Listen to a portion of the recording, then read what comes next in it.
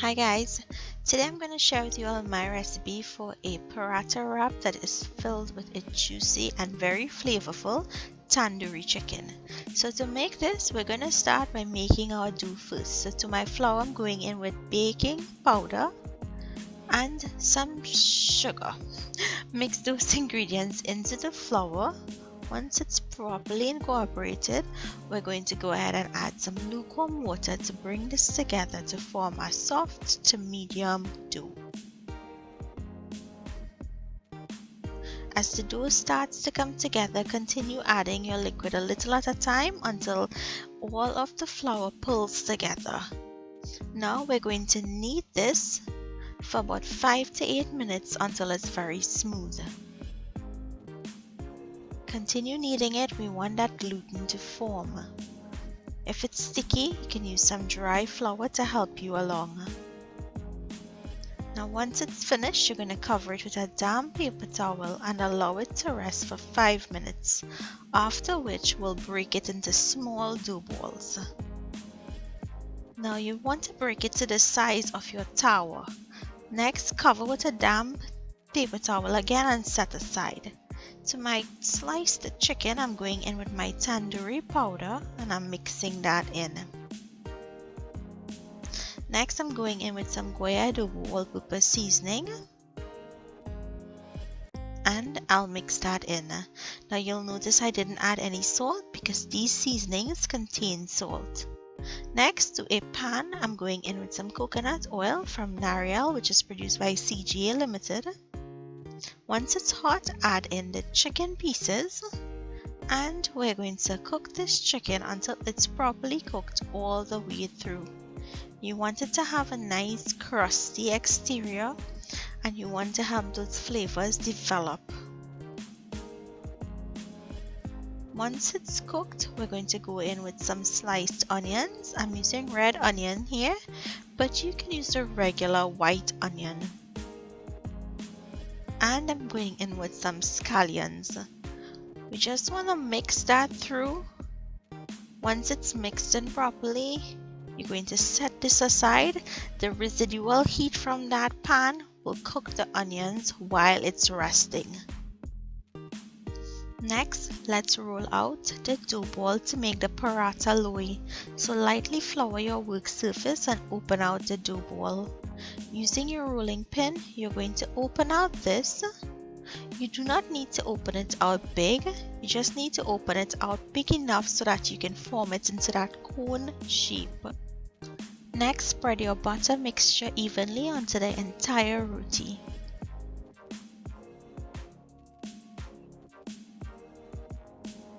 Sprinkle with some dry flour and taking a knife, make one cut and roll it into a cone. Take the end, tuck it into the top, press all of that in, and then press that piece inside. Press down and one loaf is finished. Now you're going to repeat this until you've finished all 4. Well, I got 4. Cover with a damp paper towel and a tea towel. This is going to rest for more than 1 hour, so you want to have that moisture remain in there. Once it's finished resting, we're going to open the dough out as thin as possible. Now when you're making a wrap, you want the wrap to be really nice and thin, so try and open it out as thin as possible, and then to a greased griddle or tower, place the roti. And we're going to allow it to cook for about 20 to 30 seconds on this one side, after which we will flip it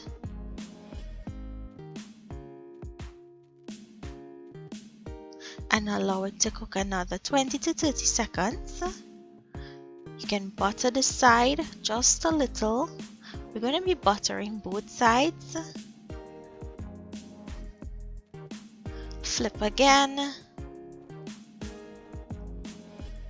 Now you want to make sure the edges are cooked, so that's why I flipped it in half. And you'll notice I'm doing this so that I can get the edges to cook. You want to make sure and pull it to the center of the tower in case that heat is not distributed throughout. So I like to cook this on a medium heat. We want to get some nice crusty exterior, but we're not going to be busting up the roti like we usually do. We're making a wrap, so we want it to stay whole. Once it's finished cooking, we can go ahead to assemble.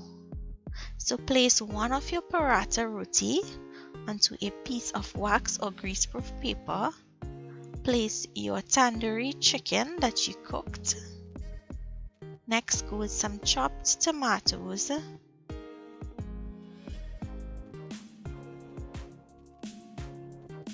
shredded cabbage, and some lettuce. And I'm going to finish with some homemade garlic sauce, the recipe which is on my channel. And next, you're going to wrap this, pulling the two sides together and then rolling it into a log. Wrap in your wax paper next.